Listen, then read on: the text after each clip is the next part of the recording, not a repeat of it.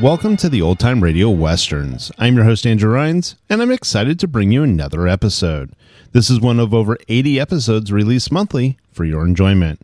You can find more Western shows at our website by going to OTRwesterns.com. Now, let's get into this episode.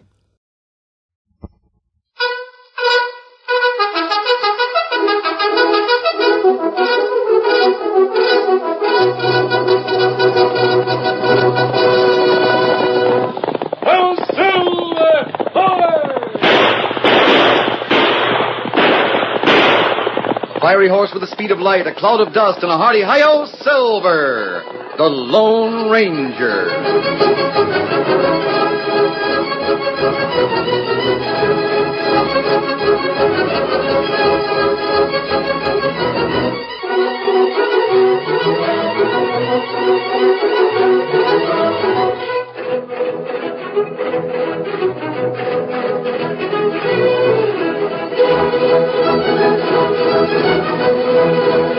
With his faithful Indian companion Tonto, the masked rider of the plains led the fight for law and order in the early western United States. The stories of his strength and courage, his daring and resourcefulness have come down to us through the generations, and nowhere in the pages of history can one find a greater champion of justice. Return with us now to those thrilling days of yesteryear. From out of the past come the thundering hoofbeats of the great horse Silver. The Lone Ranger rides again. Come on, Silver. There's danger on the trail ahead. I'm Silver! Forward!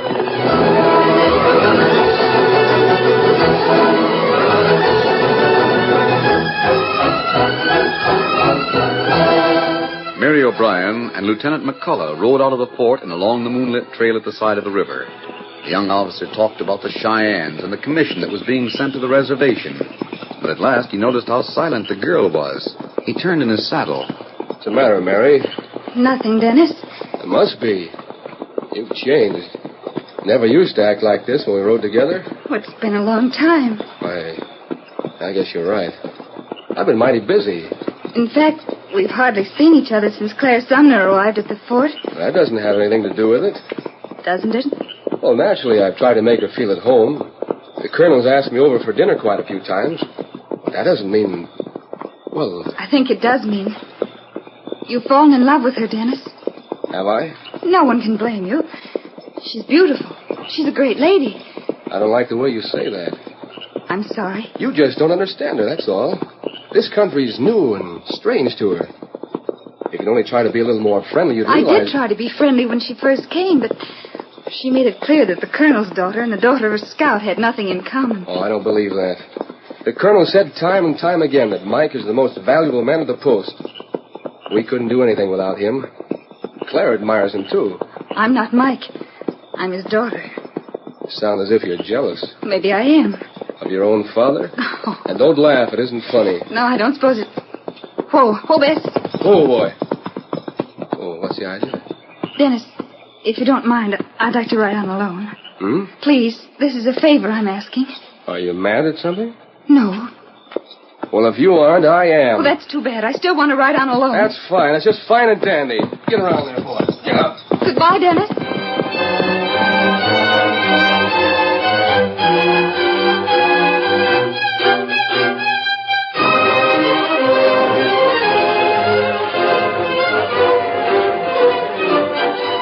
Just ahead of the spot where Mary had reined up, the forest crowded down to the water's edge, and the trail swung away from the bank.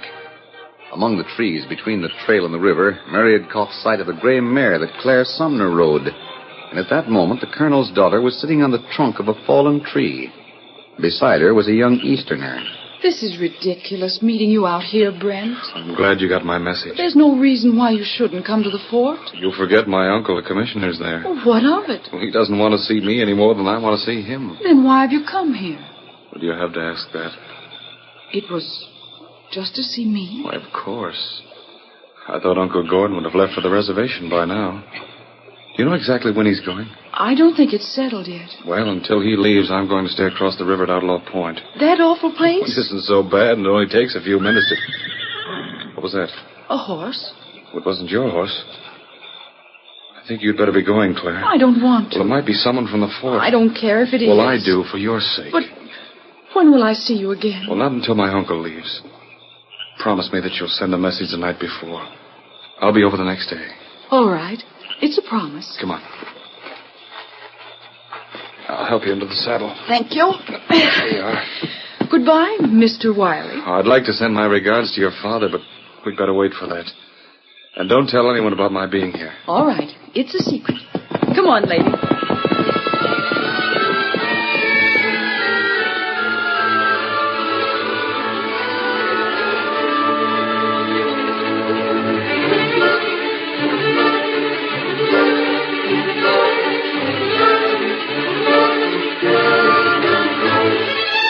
Brent Wiley, headed toward the river, vanished among the trees. Claire Sumner looked after him for a moment, the faintest trace of a puzzled frown lining her forehead. Then she shook her shoulders, flipped the reins against the neck of her horse, and guided him up the slope toward the trail. The horse threaded his way through the trees, weaving in and out. Claire's eyes searched the slope ahead of her, but it was not until her mount reached the trail and the thick cover was behind her that she finally saw the horse which had whinnied before. Claire Sumner saw the rider, too. She reined in sharply. Her lips tightened and her voice turned cold as the winter wind. Oh, lady. So, it's you. Yes. What have you been doing, spying on me? I'd have ridden a little closer if I wanted to do that, wouldn't I? Well, what are you doing here? Dennis and I were out riding. I happened to see your mare in the trees up ahead. Where's Dennis now? I sent him back to the fort. Out of consideration for me, I suppose. I suppose. You told him you had a headache and were going to bed early. It might have been consideration for him. I should have guessed that. You'll do me a great favor, Miss O'Brien, if you mind your own business in the future. I always try to do that. Starting right now. I'd like you to ride back to the fort with me instead of staying here to snoop. Get up, Bess. Get up there, lady.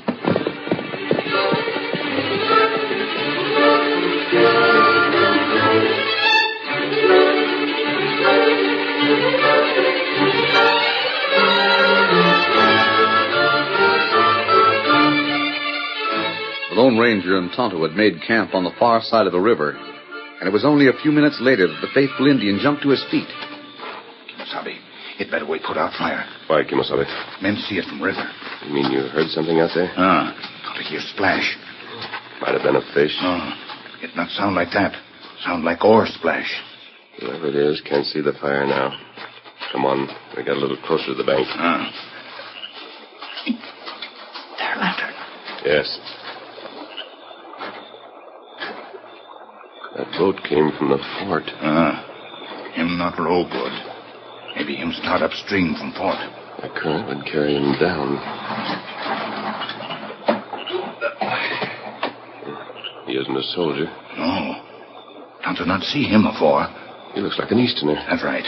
There he goes, walking up the bank toward Outlaw Point. You better follow him. Anyone who has business at the point can stand watching.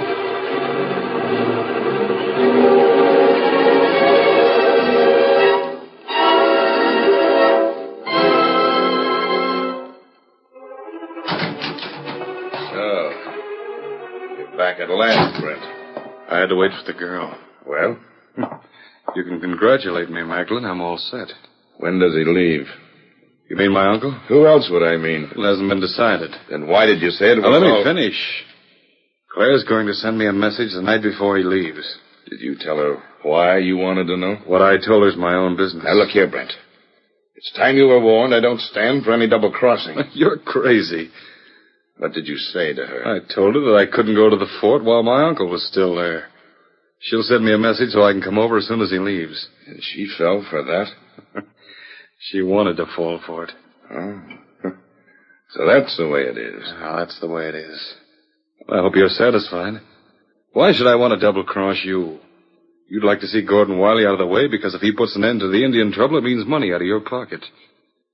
I want to see him dead because... Go on, say it. Because I want his money. I'm his sole heir. You're a low-down, sneaking coyote. Well, that goes for you, too, Macklin. We make a good pair, huh? Let's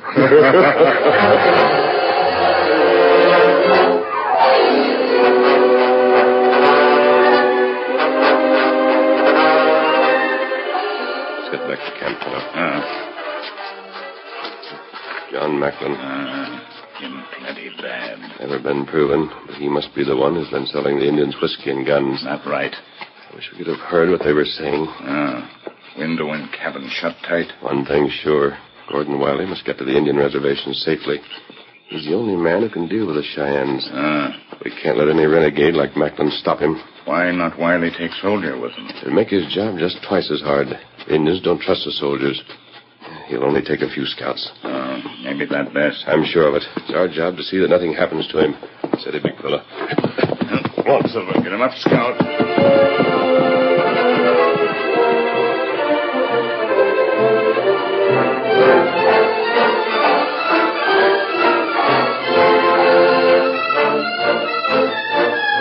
Just at 12 o'clock, 3 nights later, Claire Sumner rode across the river from the fort to the point.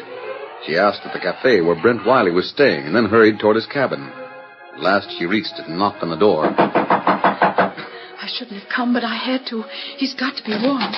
Oh, is Mr. Wiley here? Why, sure. Come on in. Is that you, Claire? Yes, Brent. Why did you come over here? Well, I had to warn you. Warn me about what? What's happened? You can't come to the fort. Oh, why not?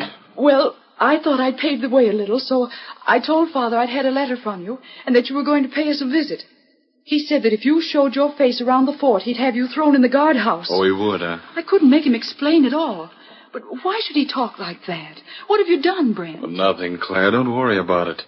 My uncle's just turned him against me. When he's cleared out, I'll have a talk with your father and tell him my side of things. That'll change his mind. Are you sure? I'm positive. The important thing is, when does Gordon start for the reservation? At dawn tomorrow, but are you really sure that... I'm sure of everything now. Now, you just get back to the fort as fast as you can. I'll see you tomorrow. What the... Who's this? It's Mary O'Brien, the scout's daughter. Yes, and this time I did follow you, Miss Sumner. When I saw you halfway across the river heading for the point, I thought you must be loco. Now that I've seen the company you're keeping, I know it. What right have you to judge the company I keep? I've got a right to judge this hombre. He's John Macklin. There's no worse renegade in the West. Why, you Careful, little... I've got a gun. You're coming back with me, Miss Sumner. I'll decide that for myself. You may be right about one of these men, but the other's a friend of mine. He's Brent Wiley, and his uncle's the commissioner. Brent Wiley? I've heard of you from Mike. Why have you come here, Claire? What have you said to these men? Nothing. Have you told them... No, you couldn't have. You couldn't be a traitor. Come on. You'd better go, Claire. Very well. Dennis. No, I can't. Why not? Dennis, he's riding up the street. He'll tell my father I'd never be able to explain. He doesn't expect to find you here. He must have seen me crossing. What? There's a back door. Go out that way. You can keep to the trees until you get down to the river. But how... Hurry up. Good night, Claire. Good night. But as for you, Mary, I want you to know there was nothing wrong with my being here. Brent and his uncle don't get on. I should hope not. I only came over here to tell him that his uncle was leaving tomorrow. You didn't. And that he could come over tomorrow and stay at the fort. It was you that wanted that information, Macklin. I've got it. Grab her, Brent. I've got the gun. Right. And keep your hand over her mouth. I've got to get set for the soldier. She won't talk.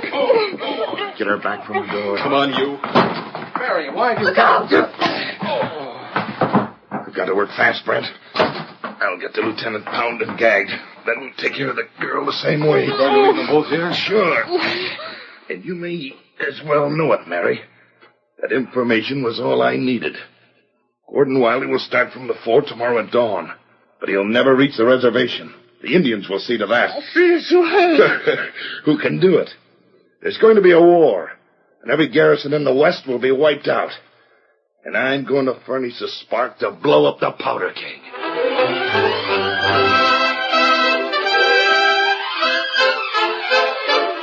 The curtain falls on the first act of our Lone Ranger story. Before the next exciting scenes, please permit us to pause for just a few moments.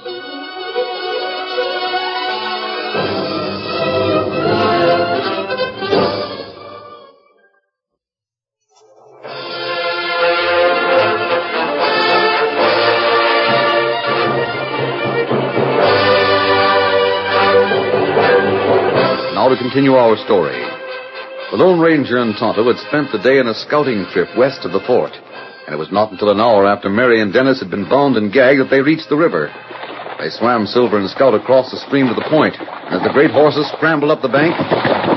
Easy, boy, easy. Tonto, there's a girl standing on the shore. What do you mean? There, where the two boats are drawn up. From here, it looks like the Colonel's daughter. What to do at Outlaw Point? We'll find out. Come on, Silver. Get him up, Scout. Steady, Silver, steady. Don't be alarmed. An Indian and a masked man. We're not outlaws, Miss Sumner. You know my name. We've known your father for a long time. A masked man.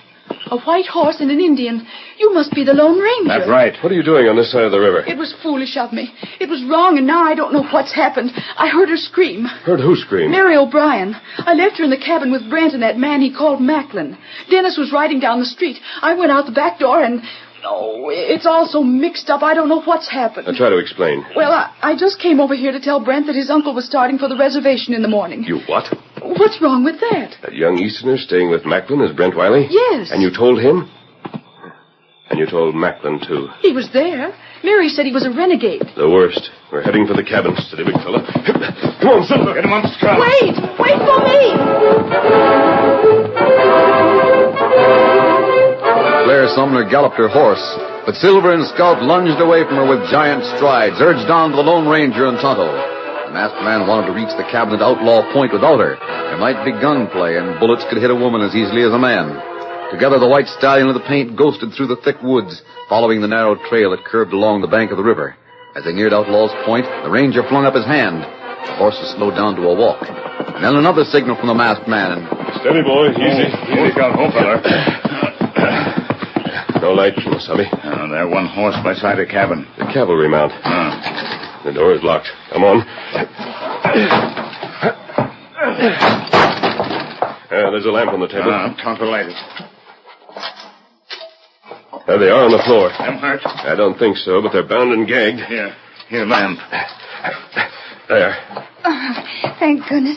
Dennis is the Lone Ranger. We're saved, and we can save the commissioner, too. Where are Macklin and Brent Wiley? They left here an hour ago. They mean to ambush the commissioner? Yes. You're free now, Lieutenant. Thanks. Macklin said it would be the start of an Indian war, and before it was over, every garrison in the West would be wiped out. You think you can pick up their trail, Tonto? On them cross river. It's plenty hard find them on the other side. We saw the tracks of Indians this afternoon. They may have been outlaw Cheyennes working for Macklin. Maybe so. The first thing to do is get back to the fort and warn the commissioner he can't leave at dawn. I'm not so sure about that. I'm not sure about anything. What do you mean? I saw you rowing across the river. I came after you and found you here with those two men. If they know all about the commissioner's plans, then you must have told them. Dennis. Well, what else can I think? It was only the officers and your father who knew he was going to start tomorrow. I know you wouldn't have anything to do with Macklin, but Brent Wiley's different. How long have you known him? Dennis, there's no explanation I can give you. I suppose you'll have to judge by appearances. But, Mary, There's nothing more to be said. Yes, there is. Claire. Come in, Miss Sumner. I want to thank you, Mary, but I can't let you take the blame for something I've done.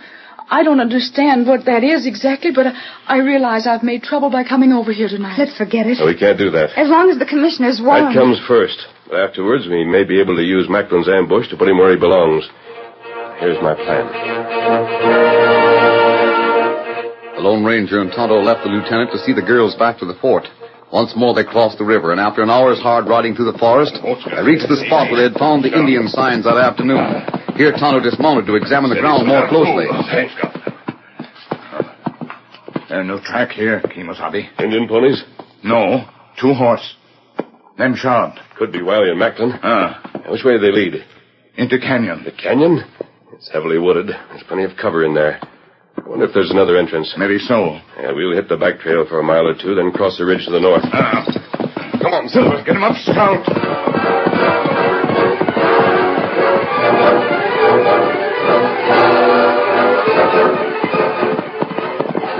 Steady, Silver. Hold it on. Hold. This is the same canyon, Kimosabe. That's right. Slopes down the other trail. You go in? Yes, we got to find Macklin's camp. We better lead the horses. Come on.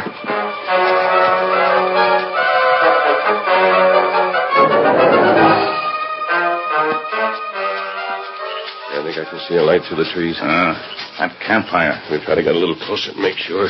It's plenty dangerous. Them capture us. There's no way to get word to fort. If we don't come back, the commissioner won't leave. We've got to find out where they intend to ambush him, or our plan won't work. Now, this is far enough.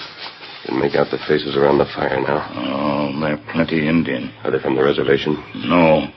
Them not good Cheyenne. Them renegade. The whole tribe will be blamed for whatever they do. There are no white men round fire. I know. Are you sure about those hoof prints you found on the other trail? Indian pony not make 'em. Look, there's Macklin and Wiley walking to the light now. Yeah, we've seen enough. Back the way we... You not move. Reach for sky. Indian. Them post guard. Me take gun. No, you don't. Quick, Tonto. Don't let him call for help. Got him. I'll take care of him. You lead the horses. What we do with them? We'll have to take him with us, that's all. Now, hurry.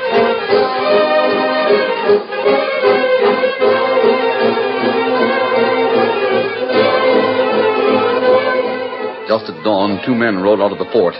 One of them was young Lieutenant McCullough. The other was wrapped in a great coat against the morning chill and was mounted on a white stallion. They rode slowly toward the west and disappeared in the wooded hills.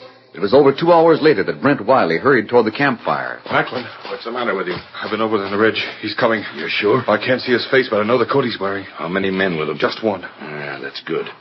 Pass the word along to the boys, but tell them to keep quiet. Right.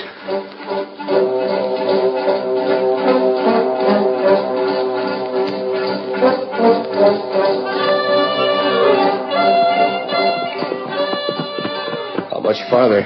You can see the opening of the canyon up ahead. They'll wait until we get right in front of the opening, won't they? I believe so. It was a mistake to take me with you.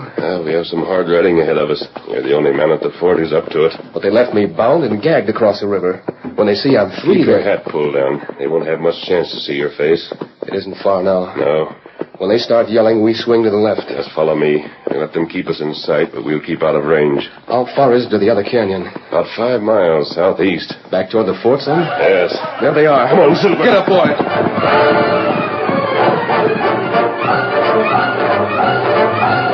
With Macklin and Wiley in the lead, the renegade Indians raced down from the canyon. But the Lone Ranger and the young lieutenant swung away from the trail and headed south through the trees. Every moment they were in danger of being swept from the saddle by the low branches. The tangled undergrowth clutched at their feet. On they rode, due south for a mile and then toward the east. Macklin urged his men on. After the boys! Can't let them get away now! Where are they going? They don't know. They're just trying to lose us. The ground's sloping up. We're coming to another ridge. Hey, look. What's the matter? They're heading into a blind canyon. Good. We've got them. Have your guns ready, boys. How far can they go up here? Not more than a half a mile. You think they'll make a fight of it? They won't have a chance. And when they see that blank wall in front of them, I think they'll surrender. They're raining up already. Yeah. Taking cover behind those rocks. We'll smoke them out. Pull, boy. Pull them. Go. Find some cover. Let them have it.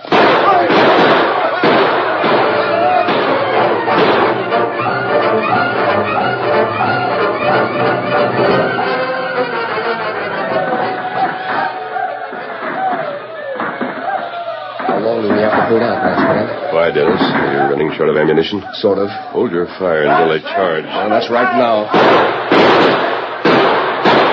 From that time? What time is it? 5 minutes to 10. I told the Colonel 10, Dennis. I wanted to be sure we had them inside here. I've got 6 cartridges. So have I. That means one more charge. And then... The Colonel might be a few minutes early. Let's hope he is. Here they come again. Are they going to quit for a while? No. There's Macklin urging them on. We're finished, mister. They've been stopped. For how long? Macklin's showing himself again. He's guessed we're out of ammunition. Now he's proving it to the others. Yes. Masked man, if you should happen to get out of this and I don't, would you take a message to the girl? What do you mean, Claire Sumner? Claire? No, of course not. My girl, Mary. Just tell her that... Oh, it's too late, I guess.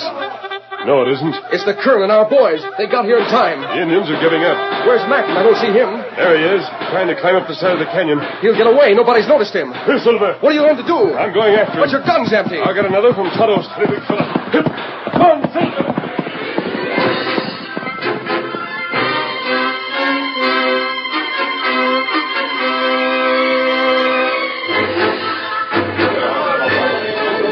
Oh, Silver, steady, steady. Quick, Kimasabi, give me your gun. What matter? Macklin's halfway up the side of the canyon. I don't see him. Then the girl's hiding him. You watch out. We can't let him get away. Come on, Silver.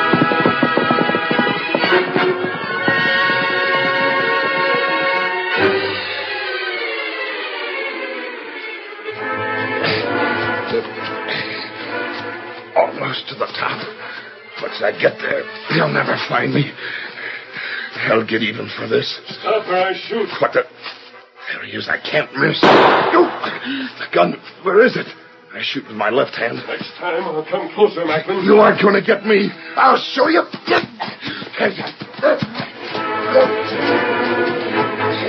Desperately, Macklin lunged at the Lone Ranger. Both men lost their footing, and as they struggled, crashed down the steep slope of the canyon. The masked man tossed away his gun as the outlaw went for his throat on the level ground at the foot of the slope. Slowly, he pried the vice-like grip loose. Then, with the swiftness of a panther, he was on his feet, pulling Macklin after him.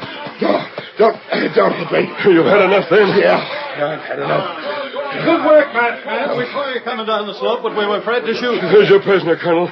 I don't think you'll make any more trouble. You can be sure of that. The Cheyennes will deal with the Indians, but we'll take care of him and Brett Wiley. You. This is all your fault. Mine? What are you talking about? I wasn't your uncle on the trail. It was a masked man wearing his coat. It was you who led us into this trap. It was a masked man. Yes, and now that his He called his horse Silver. That's right.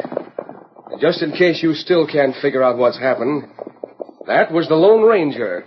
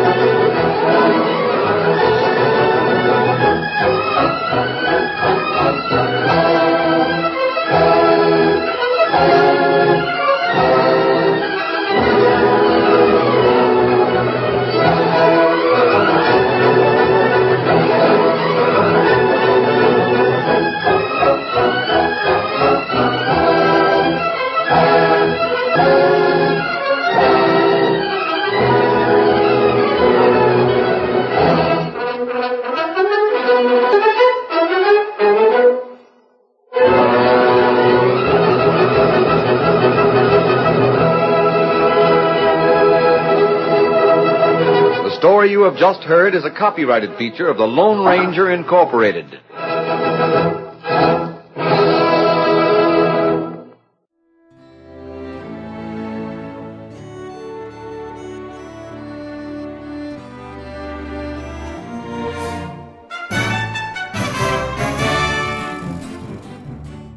This has been a presentation of OTRWesterns.com, and we hope you enjoyed. Please take some time to like and rate this episode within your favorite podcast application. Follow us on Facebook by going to OTRWesterns.com/Facebook, and subscribe to our YouTube channel by going to OTRWesterns.com/YouTube. Become one of our ranch hands and unlock some exclusive content. We want to thank our most recent ranch hands, Steve, who joined us recently.